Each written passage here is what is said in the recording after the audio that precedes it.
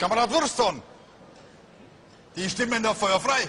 Wer macht alles wunderschön, wer macht alles wunderschön, die Wehrmacht! Kamerad Wursthorn, ich darf Sie herzlich begrüßen im Namen des Bergdeutschen Willkommensdienstes in der Heimat. Kamerad Wursthorn hat 60 Jahre lang bergdeutschen Boden nicht mehr betreten dürfen. Aufgrund eines Schandurteils in Nürnberg. Er hat ein Opfer dargebracht, das wir nicht Göring schätzen. Das schätzen wir nicht, Göring, das kann man gar nicht Göring schätzen. Ich himmlere Sie an, Küssel links, Küssel rechts. Wir alle himmeln Sie an und haben Ihnen ein kleines Geschenk dargebracht. Ach, und zwar ein heiteres Naschwerk aus Deutschland. Die Torte ist gut süß, gut, aber süß. Und wir haben außerdem etwas als Überraschung mitgebracht. Die Amerikaner nennen es Chewing Gum. Wir nennen es Gaugummi. Es wurde in deutschem Gau hergestellt.